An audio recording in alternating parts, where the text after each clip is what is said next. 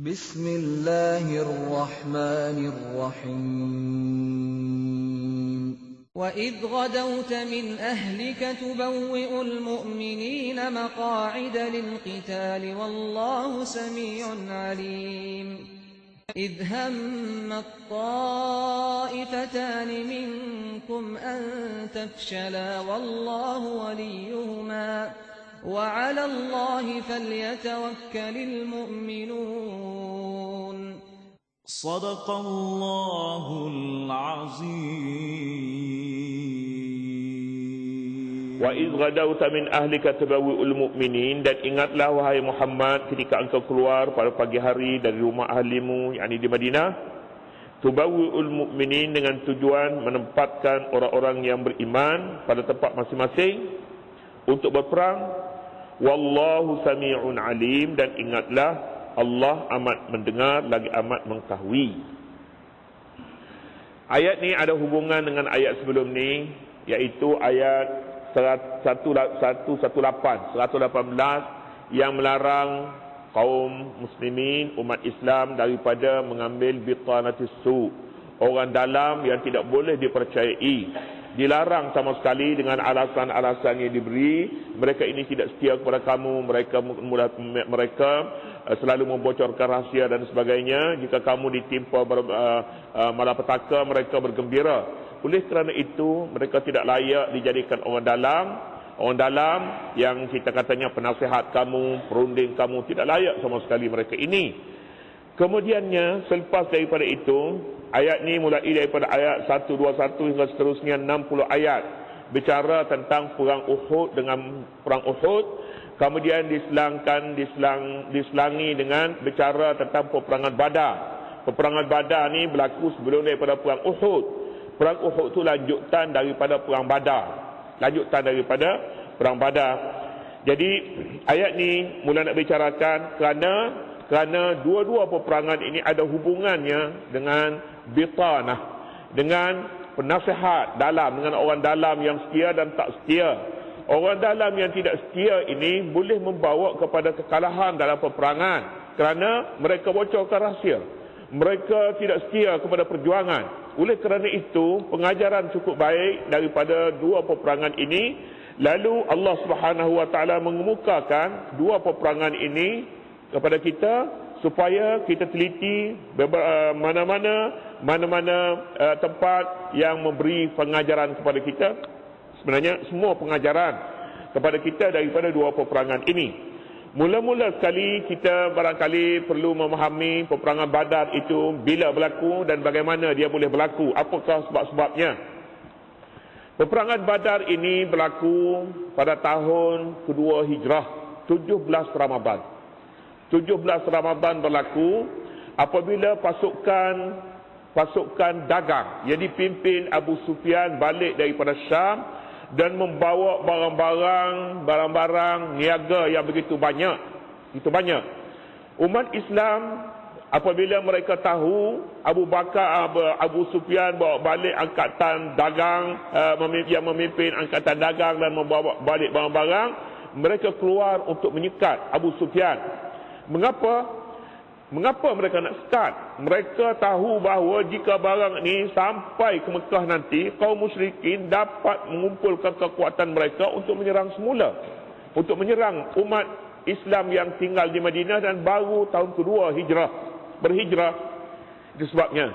Dan yang kedua, untuk bertindak balas terhadap kaum musyrikin yang sebelum ini, kaum muhajirin nak berhijrah ke Madinah, mereka sekat segala harta benda, anak pinak dan segala kampung halaman mereka dipaksa tinggal. Jadi berdasarkan kepada fakta-fakta ini, umat Islam keluar untuk menyekat angkatan dagang Abu Sufyan ini. Apabila sekat, maka Abu Sufyan marah dan dia mengumpulkan tentera-tenteranya. Apabila balik ke Mekah, dia kumpulkan semula angkatan tenteranya untuk menyerang umat Islam, kaum muhajirin yang ada di Madinah ini. Apabila ini rekasnya, lalu Abu Sufyan mengumpulkan lebih daripada 1,000 orang tentera yang lengkap dengan kelengkapan perang, senjata dan sebagainya. Mereka pun mula keluar untuk menyerang umat Islam di Madinah, kaum Muhajirin. Apabila Nabi SAW mengetahui yang kaum musyrikin datang untuk menyerang, Nabi bermesyuarat dengan para sahabatnya untuk keluar daripada Madinah dan mengawal kedatangan tentera pimpinan Abu Sufyan ini. Sesampainya di Badar. Badar ni nama telaga, satu telaga kepunyaan seorang laki-laki yang bernama Badar. Badar nama orang. Bila sampai ke sini bertemulah di antara dua pasukan ini. Pasukan pimpinan Abu Sufyan dan pasukan umat Islam yang seramai 313 orang. Hanya 2 orang saja yang mempunyai tentera berkuda, 70 orang unta, 70 ekor unta dan lain-lain lagi berjalan kaki tanpa senjata. Bertemulah dua pasukan ini secara ringkasnya. Apabila bertemu di antara dua pasukan, sebelum daripada peperangan berlaku, Nabi SAW berdoa. Doanya cukup terharu. Doanya, Nabi mengangkat tangan, Allahumma intahlik hadhihi al-isabah falan tu'bada fil ardi abada. Ya Allah, kalau pasukan 313 orang ini binasa, tidak ada lagi orang yang beriman di bumi ini. Kerana inilah semuanya orang yang beriman yang kami bawa untuk berhijrah ke Madinah. Nabi ulangi perkataan ini, doa ini Nabi ulangi sehingga jatuh kain selendangnya. Abu Bakar ambil letak balik, jatuh pula, diletakkan balik, jatuh. Begitulah Abu Bakar yang berada di belakang Nabi, dan tangan Nabi mengangkat ke langit sehingga nampak ketiaknya. Angkat betul-betul begitu, tinggi. Keadaan mengangkat tangan ni pun ada akad dia kelas 1, dah kelas 2, dah kelas 3. Semua nak angkat tinggi macam tu tidak juga. Ya juga. Tinggi nak angkatnya sehingga jatuh selendang. Kalau akad rendah-rendah tak jatuh. Akad rendah-rendah tak nampak ketiak. Tak nampak. Begitulah.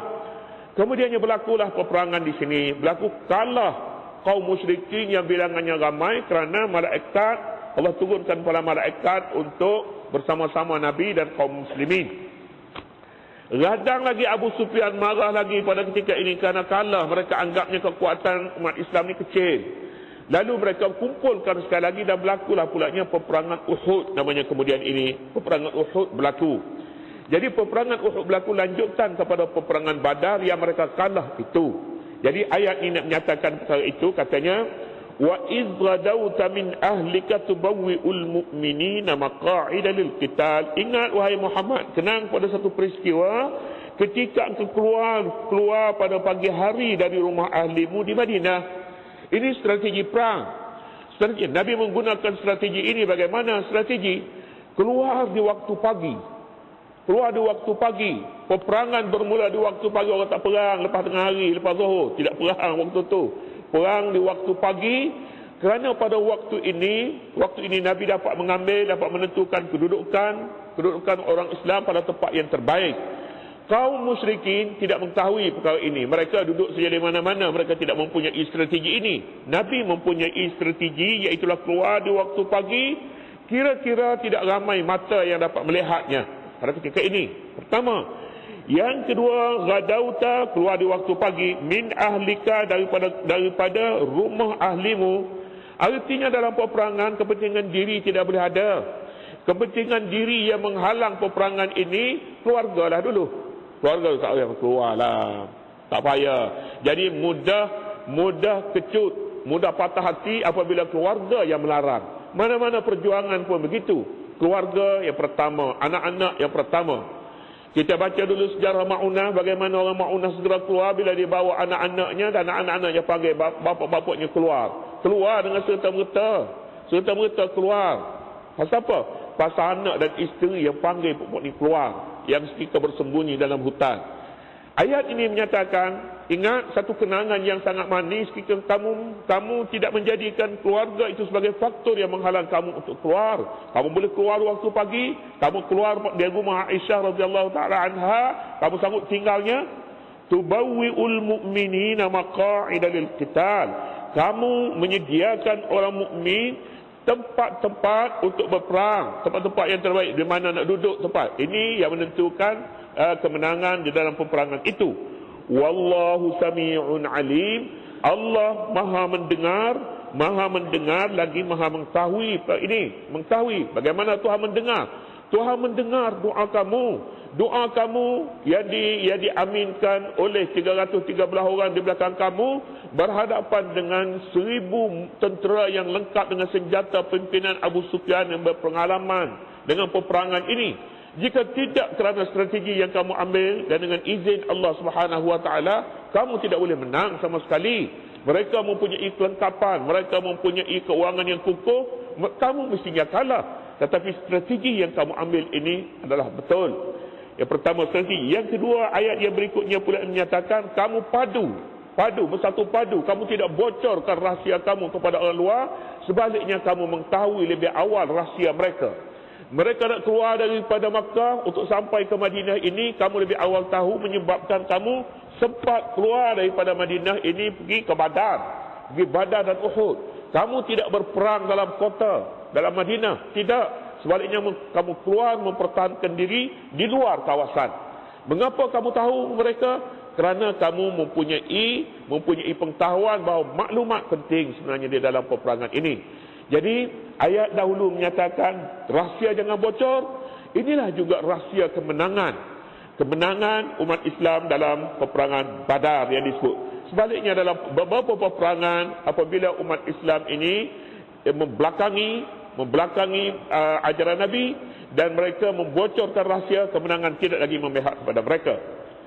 Katanya, izhammat ta'ifatani minkum an tafshala wallahu waliyuhuma wa 'ala Allahi falyatawakkalul mu'minun.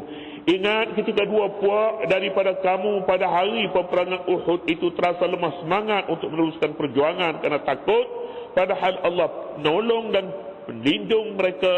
Dan jika sudah demikian, kepada Allah sajalah hendaknya orang yang beriman itu bertawakal, yakni berserah bulat-bulat. Dalam peperangan Uhud pula, dua kaum namanya Banu Salimah, dua kabilah Arab, Banu Salimah dan Banu Harithah. Mereka ini tidak berapa percaya kepada kemenangan. Mengapa? Kedudukan mereka sudah cukup baik bila menang dalam peperangan Badar. Jadi dengan itu apa nak kerak-kerak sangat, baru ni dah berperang, kau nak perang pula. Jadi menyebabkan dua kumpulan ini merasa tidak berapa percaya dan hampir mereka ini gagal dalam peperangan Uhud. Kenapa? Kerana lemah semangat ini menjadikan tentera tidak dapat mempertahankan kedudukan mereka. Ayat ini memperkatakan perkara itu dan seterusnya diselang-selingkan dengan kisah peperangan Badar. InsyaAllah kita akan sambung besok. Wallahu subhanahu wa ta'ala.